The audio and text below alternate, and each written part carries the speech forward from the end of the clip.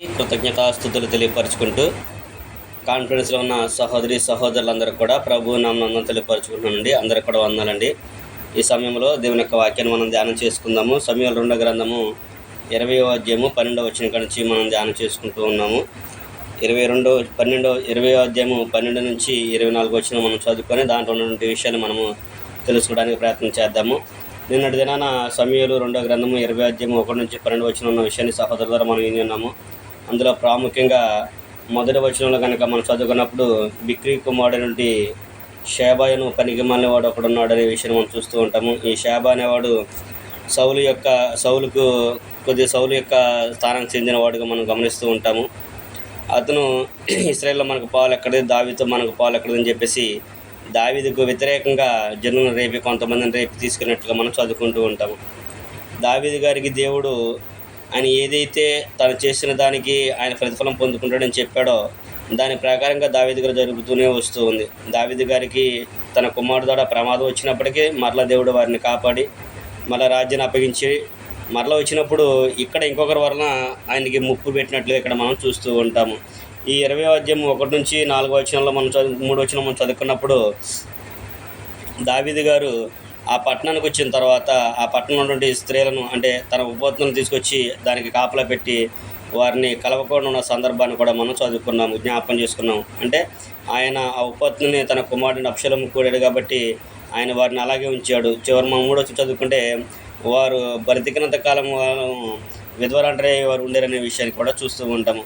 2వ సందర్భంలో మనం చదువుకున్నప్పుడు ఈ యొక్క షేబాను చంపడానికి అమేషాను ఆయన పిలిపించి ఆయన వెళ్ళి నువ్వు ఈ ఇశ్రాయేల్ అందరూ ఆయన సమాజాన్ని కూర్చి నా దగ్గర తీసుకురామని చెప్పినప్పుడు ఎదురుని ఆయన ఆలస్యం చేస్తూ ఉంటాడు తీసుకురావడానికి. ఆలస్యం చేసినప్పుడు ఈయన అమాషా ఆయనకంటే అంటే అబ్షలోము కంటే కూడా వీడు ఇంకా ఎక్కువగా మనకి ఎక్కువ కీడు చేస్తాడని చెప్పేసి దావీదు గ్రహించి ఒక వ్యక్తిని ఆయన దగ్గరికి ఆయన కొరకు పంపించినట్లుగా మనం చదువుకుంటూ ఉంటాము. ఆయన వెళ్ళి వారితో ఎవరు ఆయన మంచితే యోబాబుని గురించి ఇక్కడ మనం చదువుకుంటూ ఉంటాము. యోబాబు వెళ్ళి మార్గంలోనే కనుగొని వాళ్ళందరినీ కూడా చంపుతూ వస్తున్న సందర్భంలో చూస్తూ ఉంటాం. ముందుగా అమాషాన్ని చంపేసినట్లుగా మనం చదువుకుంటాము. 10 నుంచి 11, 12, 13 వచ్చి మనం చదువుకున్నప్పుడు అక్కడ ఆ విషయం మనకి తెలుస్తూ ఉంది. ఇప్పుడు అమాషాని యోవాబు చనిపోయిన తర్వాత మార్గంలో ఉండగానే జనులందరూ కూడా ఆయన యొక్క శవాన్ని చూస్తున్న విషయాన్ని మనం గమనిస్తూ ఉంటాము. 12వ వచనం మనం చదువుకుందాము. అమాషా రక్తంలో పొర్లుచు మార్గమున పడి ఉండగా ఆ చోటికి వచ్చిన జనులందరూ నిలిచి ఉండుట ఆ మనుషుడు చూచి అమాషాను మార్గం నుండి చేరులోనికి లాగి మార్గస్థులందరూ నిలిచి తేరి చూడకుండా శవం మీద బట్ట కప్పెను. శవం మార్గం నుండి తీయబడిన తర్వాత జనులందరూ బిక్రీ కుమారుడు షేబాను తరుముటకై యోవాబు వెంబడి వెళ్ళిరి అనే విషయం మనం చూస్తూ ఉంటాము. యోవాబు గారు బిక్రీ కుమారుడు షేబాను చంపడానికి వెళ్తున్నప్పుడు ఆయనతో పాటుగా వీళ్ళు కూడా వెళ్ళినట్లుగా జనులందరూ వెళ్ళినట్లుగా మనం చూస్తూ ఉంటాము. అంటే ఈ యోవాబు అమాషాని చంపిన తర్వాత మార్గంలో ఉన్నప్పుడు జనులందరూ కూడా చూసి నిలబడి ఆ యొక్క శవాన్ని చూస్తూ ఉన్నట్లుగా ఇక్కడ మనం గమనిస్తూ ఉంటాము. అంటే ఈయన ఏం చేశాడు, ఆ వ్యక్తి అమాషా అనే వ్యక్తిని దావీదు చెప్పిన సందర్భాన్ని బట్టి మనం చూసుకున్నప్పుడు అతను దీన్ని చంపినట్లుగా మనం చూస్తూ ఉంటాము. వాళ్ళు ఇక్కడ చంపిన సందర్భాన్ని కూడా మనం చూస్తే అమాషా యోబాబుని కౌగిలించుకోవడానికి వెళ్తూ ఉంటాడు. కానీ ఈయన తన కత్తిని వరలో పెట్టుకొని వెళ్ళి ఆయన యోవాబు అమాషా దాన్ని గమనించకుండానే ఉంటూ ఆయన్ని వాటేసుకున్నప్పుడు ఈయన యోవాబు గారు అతన్ని చంపినట్లుగా మనం చూస్తూ ఉంటాము. అంటే అతను మాట్లాడుతూనే అంటే అతని మీద నమ్మకం ఉంది, యోవాబు మీద అతనికి నమ్మకస్తుడు అయినప్పటికీ కూడా అతను దాన్ని చంపినట్లుగా మనం చూస్తూ ఉంటాము. అతను చంపిన తర్వాత వీళ్ళందరూ కూడా చూస్తున్న సందర్భాన్ని అక్కడ మనం గమనించవచ్చు. ఈ రోజుల్లో కూడా చాలామంది మనం చూస్తూ ఉంటాము, మనల్ని ఎవరు చూడట్లేదులే, మనం చేసింది ఎవరికి కనపడదులే, మనం చేసింది ఎవరికి తెలియదులే అని అనుకుంటూ ఉంటాము. ఇక్కడ కూడా అదే విషయాన్ని మనం జ్ఞాపకం చూసుకున్నప్పుడు ఈయన ఎలాగైతే చంపి వారిని పక్కకు లాగేసి మరలా వేరేవారి కోసం వెళ్ళారో అలాగే ఈ రోజుల్లో కూడా చాలామంది కొన్ని ప్రయత్నాల్లో నేటి క్రైస్తవులైన వారు కూడా చాలామంది దేవునికి వ్యతిరేకమైన కార్యాలు చేస్తూ దేవునికి మనం చేసేది ఎవరికి తెలియదులే అని అనుకుంటూ ఉన్నట్టు సందర్భాలు కూడా మనం చూస్తూ ఉంటాము. 14 వచ్చిన కనుక మనం చదువుకున్నట్టయితే అతడు ఇశ్రాయేలు గోత్రపు వారి యొద్దకు వెళ్ళి యొద్దకును ఆబేలు వారి యొద్దకును బెత్మాయక వారి యొద్దకును బీరులందరి యొద్దకును రాగా వారు కూడుకొని అతని వెంబడించిరి. ఇక్కడ కొన్ని ప్రాంతాల వారి దగ్గరికి షేబాను చంపడానికి యోవాబు వెంబడి వెళ్ళిన కొంతమంది జనుల్ని ఇక్కడ పరిచయం చేస్తూ ఉన్నాడు. వాళ్ళందరూ కూడా ఎవరైతే ఇశ్రాయేలు గోత్రానికి చెందిన వారే, వాళ్ళందరూ కూడా ఎవరి దగ్గర ఉన్నారో అనే విషయాన్ని అక్కడ ఆయన తెలియజేస్తున్నాడు. అంటే ఈ షేబ ఏ ప్రాంతానికి వెళ్ళాడో, ఎక్కడ దాగి ఉన్నాడో అనే విషయాన్ని తెలుసుకోవడానికి ఈయన ప్రయత్నం చేస్తూ వారున్న స్థానాన్ని చూస్తున్న విషయాన్ని ఇక్కడ మనం చూస్తూ ఉంటాము. ఇదే సందర్భాన్ని ఏ ప్రాంతాన్ని మనము రాజులు 2వ గ్రంథము 15వ అధ్యాయంలో 29వ వచనం మనం చదువుకున్నప్పుడు అక్కడ కూడా చెబుతూ ఉంటాడు. మేము ఇలాంటి సమాచారం విన్నప్పుడు పలానా వ్యక్తి పలానా సందర్భంలో అక్కడ దాక్కున్నాడు, ఇవి పట్టణాలన్నింటినీ కూడా పలానా ఆయన గెలిచాడు, పలానా ఆయన పరిపాలన చేశాడు అనే విషయాన్ని కూడా రాజులు 2వ గ్రంథము 15:50-29లో కూడా మనం చదువుకుంటూ ఉంటాము. అలాగే వీళ్ళు అక్కడికి వెళ్ళినప్పుడు ఈ ప్రకారము వారు వచ్చి ఆబేలు బెత్మకాయందు బిక్రీ ముట్టడి వేసి పట్నం ప్రాకారం ఎదుట బురుజు కట్టగా యోవాబు వారందరూ ప్రాకారం పడవేయటకు దానిని కొట్టిరి. వీళ్ళు ఆ ప్రాంతాలకు వచ్చి అక్కడ బురుజు కట్టి ఆ ప్రాకారం ఎదుట ఉన్నటువంటి దాన్ని పడగొట్టినప్పుడు ఇక్కడ మనం చూస్తూ ఉంటాము. ఎందుకు పడగొట్టారు అని మనం చూసినప్పుడు వాస్తవానికి అవన్నీ కూడా దేవుడు ఏర్పాటు చేసుకున్నటువంటి జనుల యొక్క దేశాలే. దేవుడు తను కోరుకున్న ప్రాంతాలు ఇవన్నీ కూడా వాళ్ళందరూ కూడా దేవునికి భయపడి జీవించేవాళ్ళే. కానీ దాంట్లో ఉన్న మనుషులను బట్టి వీళ్ళు అక్కడ నాశనం చేసినట్లు ఇక్కడ మనం చూస్తూ ఉంటాము. అయితే పట్టణాన్ని నాశనం చేయలేదు, కానీ పట్టణ ప్రాకారమే వారు నాశనం చేశారు. అక్కడ నాశనం చేసిన సందర్భాన్ని ఇక్కడ మనం చదువుకుంటూ ఉంటాము. అంటే దేవుడు ఏర్పాటు చేసుకున్న విషయాల్లో ఇక్కడ ఈ పట్టణాలన్నీ కూడా ఇశ్రాయేలు వారి గోత్ర వారికి చెందినవి అయినప్పటికీ కూడా దానిలోనికి ఎవరు వదిలేరంటే ఈ శత్రువులుగా వీళ్ళు ఉన్నారు. షేబా అనే ఆయన వీళ్ళు వెళ్ళి దాంట్లో దాక్కున్నట్లుగా మనం చూస్తూ ఉంటాము. వారికి వీళ్ళు ఆశ్రయం ఇచ్చినట్లుగా చూస్తూ ఉంటాము. ఎందుకు ఆశ్రయం ఇచ్చారు అని మనం చదువుకున్నట్లయితే ఈ షేబా అనే వాడికి ఇవ్వడానికి ఒకళ్ళు బెదిరించి ఉండొచ్చు, లేకపోతే ఏదైనా చేసి ఉండొచ్చు, లేకపోతే తెలిసిన వాళ్ళు అయినా అయి ఉండొచ్చు. కానీ వాళ్ళు ఆయనకి ఆశ్రయం ఇచ్చారు కాబట్టి ఈ షేబా అనే ఆయన దాంట్లో ఉన్నట్లుగా యోవాబుకి సమాచారం వచ్చింది అని తెలుసుకున్నాడు కాబట్టి అతన్ని బయటికి రప్పించడానికి మేము యుద్ధం చేస్తామనే సందర్భాన్ని వారు తెలిసిపరిచినట్లు ఇక్కడ మనము చదువుకుంటూ ఉన్నాము. వాళ్ళు ఆ ప్రాకారం పడగొట్టినప్పుడు జనులందరూ కూడా వస్తూ ఉంటారు. అంటే ఎప్పుడైతే మా బయట ఏదైతే పడగొడుతూ ఉన్నారో మా ఊరిని ఎందుకు మీరు పాడు చేస్తున్నారు, మా దాన్ని ఎందుకు చేస్తున్నారు అనే సందర్భాన్ని మనం ఎలాగైతే అడుగుతూ ఉంటారో వాళ్ళు కూడా అక్కడికి వచ్చినట్లుగా మనము చదువుకుంటూ ఉంటాము. వాళ్ళు ముట్టడి వేసినప్పుడు వాళ్ళు ఎదురుగా బుజ్జు కట్టి అక్కడ నిలబడినట్లుగా మనం చూస్తూ ఉంటాము. అయితే 16వ వచనం మనం చదువుకున్నప్పుడు ఎప్పుడైతే యోవాబు యొక్క సేవకులందరూ కూడా ఆ పట్టణాన్నింటిలో ఉన్న వారందరినీ నాశించాలనే ఆలోచన కలిగి ఆ పట్టణాన్ని పాటు చేయాలనుకుంటున్నారో, వారికి వచ్చిన సమాచారాన్ని బట్టి తగలబెడతామని అనుకుంటున్నారో, వీళ్ళందరూ చూసినప్పుడు ఆ ప్రాంతంలో ఒక యుక్తి కలిగిన స్త్రీ బయటకు వచ్చినట్లుగా మనం చూస్తూ ఉంటాము. అక్కడ ఆ మాట కూడా అదే మాటని ఎక్కడైనా యుక్తి గల స్త్రీ, తెలివైన స్త్రీ ఒక ఆమె వచ్చి అతనితో మాట్లాడినట్లుగా మనం చదువుకుంటూ ఉంటాము. 16వ వచనం కనుక మనం చదువుకున్నట్లయితే 16-17 వచనం మనం చదువుకున్నట్లయితే అప్పుడు యుక్తిగల యొక్క స్త్రీ ప్రాకారం ఎక్కి ఓహో ఆలకించుడి నేను అతనితో మాట్లాడినట్లు యోవాబుని ఇక్కడికి రమ్మని చెప్పుడని కేకవేయగా యోవాబు ఆమె దగ్గరకు వచ్చెను. అంతటా ఆమె యోవాబు నీవేనా అని అతన్ని అడగగా అతడు నేనే అనెను. అందుకు ఆమె నీ దాసురాలకు నేను నీతో మాట్లాడుదునా అని అతను అడగగా అతడు మాట్లాడవచ్చున నేను అనే విషయం చూస్తూ ఉంటాము. ఈ 16-17 వచనంలో తన ప్రాంతాలని నాశనం చేస్తానికి, తన ప్రాంతాలని పాడు చేయడానికి వచ్చారని చెప్పేసి తెలుసుకున్నప్పుడు ఆమె యుక్తిగల స్త్రీ తెలుసుకొని ప్రాకారం మీదకి ఎక్కి కేకలు వేసి ఒక్కసారి నా మాట ఆలకించండి, ఆ యోవాబు నాకు తెలియపరచండి, నా దగ్గర తీసుకురండి, నేను మాట్లాడతాను అనే విషయాన్ని ఆమె చెప్పినట్లుగా మనం చూస్తూ ఉంటాము. యోవాబు గారు రావటము, ఆమె వారితో మాట్లాడినట్లుగా మనం చదువుకుంటూ ఉంటాము. ఏదైనా సమస్య వచ్చినప్పుడు ఒక వ్యక్తి నిలబడి దాన్ని సమస్య పరిష్కారం చేయడానికి ప్రయత్నం చేయాలి. అలా చేయకోకుండా దాని మీద నేరం పట్టేసి వాళ్ళందరినీ నాశనం చేయడం అనేది కూడా సమంజసం అనేది కాదు. అందుకనే ఇక్కడ కూడా యుక్తిగల ఒక స్త్రీ వచ్చింది ఆ ప్రాంతంలో నుంచి. యోవాబు గారు కూడా నాశనం చేయడం సిద్ధంగా లేడు, కానీ ఆయన యొక్క ఆలోచన వేరు. కానీ ఈ స్త్రీ ఆ ప్రాంతంలో ఉన్న వారికి ఎప్పుడైతే ఈ సమాచారం చెప్పారో వాళ్ళందరూ కూడా భయపడిపోయారు. లోపలంతా కూడా అలజడిగా ఉంది. వాళ్ళందరూ కూడా భయపడుతున్న సందర్భంలో యుక్తిగల ఒక స్త్రీ లేచి వెళ్ళి వారితో మాట్లాడినట్లుగా మనం చదువుకుంటూ ఉంటాము. లోకం అన్న తర్వాత, మనుషులు అన్న తర్వాత సమస్యలు రాకుండా ఉండవు, ఇబ్బందులు రాకుండా ఉండవు, ఏవో తేడాలు అనేవి రాకుండా ఏమీ ఉండవు. అయితే ప్రతిదానికి ఒక పరిష్కారం అనేది ఉంటుంది. దాన్ని వ్యక్తిగా మనం అందరం కూడా దాని ఏం చేయాలంటే తెలివిగా పరిష్కారం అనేది చేసుకోవాలి. ఆ సమస్యను పరిష్కారం మనం చూసుకోవాలి. ఇక్కడ కూడా ఆమె ఆ సమస్యకు పరిష్కారాన్ని ఎతుకుతూ యోవాబు గారితోనే డైరెక్ట్గా మాట్లాడతాను అని చెప్పేసి చెప్పింది. దానికి మూల కారణం ఎవరంటే యోవాబు గారు. అలాగే మన సమస్యలు వచ్చినప్పుడు దానికి కారకులు ఎవరు తెలుసుకొని ఆ సమస్యను వారితో మాట్లాడి దాన్ని మనము అక్కడితో స్టాప్ పెట్టాల్సిన అవసరం మనకి ఈ రోజుల్లో ఉంది. దేవుని యొక్క పనిని మనం ఎవరం కూడా ఆటంకపరచుకోకుండా ఏదైనా సమస్య ఉన్నప్పుడు మనం నిలబడి దాన్ని దేవుని పనికి ఆటంకం కలగకుండా చూసుకోవాల్సిన బాధ్యత కూడా మనదే. ఇక్కడ ఆ స్త్రీ కూడా మాట్లాడినట్లుగా మనం చదువుకుంటూ ఉంటాము. ఆ స్త్రీ ఏమని మాట్లాడిందో అనే విషయాన్ని కూడా మనం చదువుకున్నప్పుడు ఇక్కడ మనం ఒక విషయం కూడా జ్ఞాపకం చేసుకోవాలి. ఆ స్త్రీ మాట్లాడిందంటే యథార్థంగా మాట్లాడినట్లుగా ఇక్కడ మనం చదువుకుంటూ ఉంటాము. ఆమె ఏం తెలియపరిచిందో, ఆ పట్టణం దేనికి ప్రసిద్ధి చెందిందో, ఆ ప్రజలందరూ ఎలాంటి వారో అనే విషయాన్ని కూడా ఆమె అక్కడ చెబుతూ ఉంది. 18, 19 వచనాలు కనుక మనం చదువుకున్నట్లయితే ఆమె ఏమని మాట్లాడుతుందని మనం చదువుకున్నట్టయితే 18, 19 వచనాల్లో, అంతటా ఆమె పూర్వకాలమున జనులు అబేలునందు సంగతి విచారించవలనని చెప్పుట కద్దు, అలాగన చేసి కార్యమును ముగించుచూ వచ్చిరి. నేను ఇశ్రాయేలునందు నిమ్మలస్తులలోను యథార్థవంతులలోను చేరికైన దానను. ఇశ్రాయేలుల పట్టణములలో ప్రధానముగు ఒక పట్టణమును లయము చేయవలని నీవు ఉద్దేశించుచున్నావు. యెహోవా స్వాస్థ్యమును నీవెందుకు నిర్మూలము చేయుదువని చెప్పగా, ఆమె మాట్లాడుతుంది. ఏమని మాట్లాడుతుంది? మరి నువ్వు ఒకసారి ఆలోచన చేసుకోండి.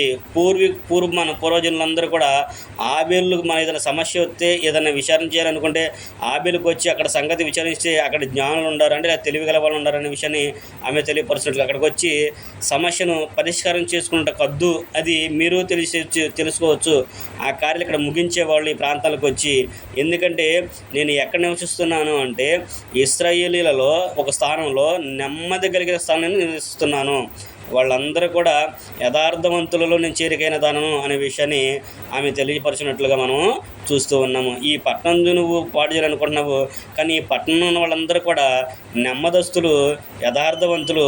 నువ్వు ఎందుకు వీళ్ళని పాడు చేయాలనుకుంటున్నావు? అది మంచిది కాదు. అందులో ఇది దేవుని యొక్క స్వాస్థ్యము.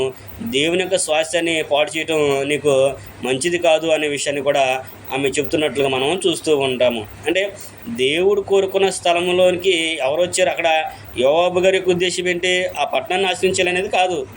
ఆ శాబాను ఒక్కడనే, అతను ఎవరైతే దానికి కారకుడయ్యారో అతని కొరకే ఆయన వచ్చాడు.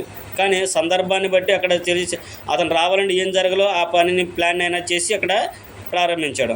అప్పుడు ఆ యుక్తిగల స్త్రీ వచ్చి అతనితో సంభాషించినప్పుడు ఆమె అతని గురించి, ఆమె అంటే ఆ పట్టణం గురించి, ఆ పట్టణంలో జనులందరి గురించి కూడా ఆమె తెలియపరిచినట్లుగా మనము చదువుకుంటూ ఉన్నాము. వాళ్ళందరూ కూడా యథార్థవంతులు, న్యాయవంతులు. నేను నెమ్మది గల స్థానాన్ని గమనిస్తున్నాను. నువ్వు యెహోవా స్వాస్థ్యములో ఒక దానను నాశించాలనుకుంటున్నావు, ఇది నీకు మంచిది కాదన్నట్లుగా చెబుతున్నట్లుగా మనం చూస్తూ ఉంటాము. అంటే ఒక వ్యక్తి కోసము మనుషులందరిని ఇబ్బంది పెట్టడం కూడా కరెక్ట్ కాదు అనేది ఇక్కడ దీన్ని బట్టి మనం ఒకసారి ఆలోచన చేసుకోవాలి. అంటే యుక్తిగల స్త్రీ మాట్లాడింది కాబట్టి ఈ రోజుల్లో కూడా ఒక మనిషి మీద కోపం పెట్టుకొని కుటుంబాన్ని అంతా పాడు చేసేవాళ్ళు ఉంటూ ఉంటారు. ఏదో తెలియని ఒక పగబెట్టుకొని వాళ్ళు ఇబ్బంది పెట్టేవాళ్ళు ఈ రోజుల్లో చాలామంది ఉంటూ ఉన్నారు. అలాగే దాని సందర్భాన్ని బట్టి ఇక్కడ జ్ఞాపం చేస్తున్నా తప్ప వేరే ఉద్దేశంతో కాదండి, గమనించండి. అందుకని మనము కూడా ఎప్పుడు కూడా ఏదన్నా ఒక సమస్య వచ్చినప్పుడు, ఏదన్నా ఒక ఇబ్బంది కలిగినప్పుడు దాన్ని పరిష్కరించుకోవడానికి మనం ప్రయత్నం చేయాలి తప్ప దాన్ని మనము సాగదీయకూడదు. లేదంటే దాని కొరకు మనం విచారణ చేయకోకుండా మనం నేరస్థాపన అనేది చేయకూడదు. ఇప్పుడు ఎదుటి వ్యక్తి ఎవరైనా మన మీద తప్పు మోపినప్పుడు సంగతి ఏంటో తెలుసుకోకుండా అతను మనం తప్పు పట్టకూడదు. అలాగే ఎదుటి వ్యక్తి మీద తప్పు మోపడానికి కూడా మనం ప్రయత్నం చేయకూడదు. అసలు ఏం జరిగింది, ఎందుకు జరిగింది, ఏంటి అనే విషయాన్ని ఆలోచన చేసి పరిష్కారం దాని కొరకు వెతకాలి. ఆ పరిష్కారాన్ని ఎతక్కోకుండా నువ్వు మొత్తం నీ అంతటిగా నువ్వు ఒక నిర్ణయం తీసుకొని నువ్వు ఇదంతా నువ్వు అందరిని ఇబ్బంది పెట్టావు అనుకోండి, అది తర్వాత మనం దేవునికి లెక్క చెప్పాల్సిన అవసరం అనేది కంపల్సరిగా ఉంటుంది. మనం చేసే ప్రతి పనిని దేవుడు చూస్తూ ఉన్నాడు. ఆయనకు మనం ఒకరోజున లెక్కప్ప చెప్పాలి. మనం అందరం చదువుకుంటూ ఉంటాము. దేవుని వాక్యము మనకు జ్ఞాపం చేస్తూ ఉంది. మీరు క్రీస్తు న్యాయపీఠం ప్రత్యక్షమైనప్పుడు ఆయన మంచిదే కానీ చెడ్డదే కానీ ప్రతి విషయాన్ని కూడా ఆయన తీర్పులోనికి తెస్తాడు. కాబట్టి మనం చేసే ప్రతి పని, ప్రతి మాట, ప్రతి విషయం కూడా తీర్పులోనికి వచ్చిద్దని గుర్తుంచుకొని జ్ఞాపకం చేసుకొని ప్రతి వ్యక్తి కూడా జాగ్రత్తగా నడుపుకోవాల్సిన అవసరం అనేది మనకి ఉంది. లోకస్తుల సంగతి పక్కన పెట్టండి. క్రైస్తవులైన వారు, దేవుని భయభక్తి కలిగిన వారు, దేవుని యొక్క సేవకులు, దేవుని యొక్క పిల్లలందరూ కూడా ఏం చేయాలంటే మనం మాట్లాడేటప్పుడు చాలా జాగ్రత్తగా మాట్లాడాలి. మనం చేసే పని జాగ్రత్తగా చేయాలి. మన సంగతిని చాలా జాగ్రత్తగా మనం విచారించుకోవాలనే విషయాన్ని ప్రతి వ్యక్తి కూడా గమనించాలి. ఈ యుక్తి గల స్త్రీ కూడా తన పట్టణాన్ని, తన ప్రజలను కాపాడుకోవడానికి పురుషులు లేరా అంటే ఉండరు, ఎందుకు లేరు, ప్రాంతాలు ఉన్నారు. కానీ దేవుడు ఆమెకు అవకాశాన్ని ఇచ్చాడు. ఆమె యుక్తిగా ఇచ్చి మాట్లాడి ఆయనతో మాట్లాడిన సందర్భాన్ని మనం చదువుకుంటూ ఉన్నాము. ఆమె మాట్లాడిన మాటలకి యోవాబు గారు ఏమని సమాధానం ఇస్తున్నాడో కూడా ఇక్కడ మనం చదువుకుంటూ ఉంటాము. 20 నుంచి 21 వచ్చిన మనం చదువుకున్నట్లయితే యోవాబు గారి యొక్క జవాబుని ఇక్కడ మనం చూస్తూ ఉంటాము. ఆ స్త్రీ చెప్పిన దానికి యోవాబు గారు ఏం చెప్తున్నారో మనం చదువుకుందాము. 20-21 వచనాలు. సమూయేలు 2వ గ్రంథము 20వ అధ్యాయము 20-21 వచనాలు. యోవాబు నిర్మూలము చేయను, లయపరచను, అలాగే చేయను, సంగతి అది కానే కాదు. బిక్రీ కుమారుడుగు షేబా అను ఎఫ్రామీ మన్యపు వాడు ఒకడు రాజైన దావీదు మీద ద్రోహం చేసి ఉన్నాడు. మీరు వారిని మాత్రం అప్పగించుడి, తోడని నేను ఈ పట్టణం విడిచిపోదునని చెప్పగా ఆమె యోవాబుతో చిత్తము వాని తల ప్రాకారంపై నుండి పడవేయబడునని చెప్పిపోయాను. యోవాబు గారు అంటున్నాడు, మీరు విన్నది తప్పు, నేను అలా చేయాలనుకోవట్లేదు, నేను లయపరచను, దాన్ని కాల్చివేయను, దాన్ని ఇబ్బంది పెట్టను పట్టణాన్ని. కానీ నేను వచ్చింది దేనికంటే సంగతి అసలు అది కానే కాదు. ఎందుకు వచ్చాను అంటే రాజు మీద తిరగబడి ఒకడు ఉన్నాడు, దాంట్లో వాడు మీరు ఆశ్రయం ఇచ్చారు, వాడిని మాత్రం నాకు అప్పగిస్తే చాలు అనే విషయాన్ని ఇక్కడ యోవాబు గారు షాబాను గురించి చెప్పినట్లు మనం చదువుకుంటూ ఉన్నాము. కాబట్టి జరిగింది ఒకటైతే వేరే విషయాన్ని మనం ఇప్పుడు కూడా ఆలోచన చేయకూడదు. కానీ ఇక్కడ యోవాబు గారు ఏమంటున్నాడు, నేను లయపరచను, దాన్ని కాల్చివేయను, అసలు సంగతి అది కానే కాదు అనే విషయాన్ని చెబుతున్నాడు. అంటే అంతకుముందు ఏం జరిగినట్లు వాళ్ళు ఏమనుకుంటున్నారు, ఆ పట్టణాన్ని కాల్చేస్తాడు, పట్టణాన్ని నాశనం చేసేస్తారు, కాబట్టి అందుకని వీళ్ళందరూ కూడా వచ్చేసి ముట్టడి వేసేశారు, ఇంకేముంది అనే విషయాన్ని వాళ్ళు తెలుసుకున్నారు. అంటే మనిషి సంగతి తెలుసుకోకుండా, విచారణ చేయకోకుండా, అసలు ఏం జరిగిందో తెలుసుకోకుండా ఎప్పుడు కూడా మనం మాట్లాడడానికి అవకాశం అనేది ఇవ్వకూడదు. ఏం జరిగింది, ఎందుకు జరిగింది అనేది మనము పరీక్షించి దాన్ని మనం పరిశీలన చేసి దాని గురించి మాట్లాడాలి. కానీ సంగతి తెలుసుకోకుండా మనం ఏది కూడా ప్రత్యుత్తరం అనేది ఇవ్వకూడదు. అందుకనే దేవుని యొక్క వాక్యం మనం తెలియజేస్తున్న సామెత గ్రంథంలో సంగతి వినక ప్రత్యుత్తరం ఇచ్చేవాడు సిగ్గునందును అనే విషయాన్ని మనం చూస్తూ ఉంటాము. ఏదైనా ఒక సంఘటన జరిగిందంటే ఏం జరిగింది అని ఇరు పక్షాల వారిని కూడా విచారణ చేయాలి. యుక్తి కలిగిన వాళ్ళైతే ఒకవేళ ఆ సామర్థ్యం ఉంటే ఇద్దరిని కూడా ఎదురుబెదురుగా కూర్చోబెట్టి ఏంటి సమస్య అనే విషయాన్ని తెలుసుకొని వాదోవాదములైన తర్వాత ఏది కరెక్ట్ ఏది రాంగ్ అనేది నిర్ణయం అనేది తీసుకోవాలి. కానీ ఒకరి పక్షానే మాట్లాడడం కూడా అది పక్షపాతం అవుతుంది. దేవుడు అని ఎప్పటికి కూడా యాక్సెప్ట్ చేయడు. దేవుని పిల్లలను మనమైనప్పటికీ కూడా ఏదైనా ఒక ఇష్యూ జరిగినప్పుడు ఏం చేయాలంటే ఇరు పక్షాల వారిని కూడా మనం సమకూర్చాలి. ఒకళ్ళ వైపు మనం ఎప్పుడు కూడా వినకూడదు. ఒకళ్ళ వైపు వింటే న్యాయంగానే అనిపిస్తూ ఉంటుంది, రెండు వైపులు వింటే అసలు ఏం జరిగిందో అని తెలిసింటే ఈయనేమన్నాడో ఆయనేమన్నాడో రెండు విధాలుగా తెలుస్తుంది. కాబట్టి ఎదురు బదులు ఉంటారు. కాబట్టి అప్పుడు ఎవరు నిజం మాట్లాడుతున్నారో ఎవరు అబద్ధం ఆడుతున్నారో అనేది మనకి గ్రహింపు వస్తుంది. కానీ ఈ రోజుల్లో చాలామంది ఏం చేస్తూ ఉంటారంటే వాళ్ళకి ఒక వ్యక్తి నచ్చారనుకోండి, ఆయన మాటని నమ్మేసి ఆయన తరపునే మాట్లాడేస్తూ ఉంటారు. కానీ అది లోకమును అంగీకరిస్తామని దేవుడైతే యాక్సెప్ట్ అనేది చేయడు. కాబట్టి ఇరుపక్షాల వారిని కూర్చోబెట్టి సంగతి విచారించాలి. ఇక్కడ కూడా ఆ యుక్తిగల స్త్రీ యోవాబు గారితో మాట్లాడిన తర్వాత యోవాబు గారు అసలు మీరు అనుకుంటున్నట్లుగా మేము వచ్చింది అందుకు కదమ్మా, జరిగిన సంగతి ఇది, అక్కడ ఆ ప్రాంతంలో మీరు ఒకరికి ఆశ్రయం ఇచ్చారు, అందుకని వాడి కోసం నేను వచ్చాను, వాడు అప్పగిస్తే చాలు మిమ్మల్ని నుంచి మేము వెళ్ళిపోతామనే విషయాన్ని ఇక్కడ చెప్పినట్లుగా మనము చదువుకుంటూ ఉంటాము. సమస్య ఏదైనా ఒక్కరితోనే ప్రారంభమైద్దండి. ఆ ఒక్కళ్ళు ఎవరనేది మనం గ్రహించి అతను దూరంగా పెట్టుకుంటే, వారితో మనం దూరంగా ఉంటే మన జీవితాలు చాలా చక్కగా ఉంటాయి. అందుకని కొరింథీ పత్రికలో పౌలు గారు చెప్పాడు కదా, దుష్ట సాంగత్యము మంచి నడవడికను చెరుపుతుంది. మన సహవాసం కూడా చాలా ప్రాముఖ్యమైనది. మనం ఆశ్రమిస్తుంటే ఎవరికి ఇస్తున్నాము అనేది కూడా గ్రహించాలి. వీళ్ళు మరి ఆ వీళ్ళు బెదిరించి వచ్చాడో మరి ఎలా ఉన్నాడో కానీ ఆ ప్రాంతాలకు వచ్చి ఆయన నివసించినట్లుగా మనము చూస్తూ ఉన్నాము. ఆ ప్రాంతం ఉన్నాడు కాబట్టి వీళ్ళు ఆయనకి ఆశ్రమించారు కాబట్టి వీళ్ళ మీదకి యోవాబు గారు రావటం అనేది మనం ఇక్కడ చదువుకుంటూ ఉన్నాము. యోవాబు గారు కూడా మా సంగతి అది కాదు, మేము వచ్చిన సంగతి ఇది, విషయం ఇది అని చెప్పినప్పుడు ఆమె ఒక మాట ఉంది. ఏముంది? 21వ వచనంలో చివరి భాగం మనం చదువుకున్నాం. ఏముంది? చిత్తము వాని తల ప్రాకారంపై నుండి పడవేయబడినని చెప్పిపోయాను. వాడు గనక మా ప్రాంతం నుండి వాడు తలను తీసి ఇదిగో మీకు ఇస్తుందని చెప్పి వెళ్ళిపోయినట్లుగా మనం అక్కడ చదువుకుంటూ ఉన్నాము. 22వ వచనం మనం చదువుకున్నప్పుడు తాను యోవాబుతో పలికిన యుక్తిగల మాటలను జనులందరికీ తెలియజేయగా వారు బిక్రీ కుమారుడు షేబా యొక్క తలను ఛేదించి యోవాబు దగ్గర దానిని పడవేసిరి. కాగా అతడు బాకా ఊదించిన తర్వాత జనులందరూ ఆ పట్టణమును విడిచి ఎవరి గుడారంలోకి వారు పోయిరి. యోవాబు యెరూషలేమునకు రాజునద్దకు తిరిగి వచ్చెను. 22వ వచనం మనం చదువుకున్నప్పుడు ఆ యుక్తిగల స్త్రీ మాట్లాడిన విషయాన్ని తన పట్టణాన్ని కాపాడుకోవడానికి ఆమె ఎలాగైతే ఆలోచన చేసి ఆయనతో ధైర్యం చేసి మాట్లాడిందో, ఆమె మాట్లాడిన తర్వాత యోవాబు గారు కూడా దానికి పలానా సంగతమ్మ నేను వచ్చింది పలానా వ్యక్తి కోసం చెప్పన్నప్పుడు ఆమె మరలా తన ప్రజల యొద్దకు వెళ్ళి వారందరికీ కూడా ఈ విషయాన్ని చెప్పినప్పుడు వాళ్ళందరూ కూడా ఏం చేసినంటే అతని షేబాని పట్టుకొని తన తలను ఛేదించి తీసుకొచ్చినట్లు ఇక్కడ మనము చదువుకుంటూ ఉన్నాం. ఎప్పుడైతే ఆ మనిషిని వాళ్ళు ఇచ్చే ఆ సమస్యను పరిష్కారం చేసుకున్నారో ఇరువారు కూడా నెమ్మదిగా వెళ్ళిపోయినట్లుగా మనము చదువుకుంటూ ఉన్నాము. అప్పుడు యోవాబు గారు బాకా బుధించగానే ఇశ్రాయేలు జనులందరూ కూడా ఆ ప్రాకారం చుట్టూ ముట్టడి వేసిన వాళ్ళందరూ కూడా ఎవరి గుడారంలో వాళ్ళు వెళ్ళిపోయారు.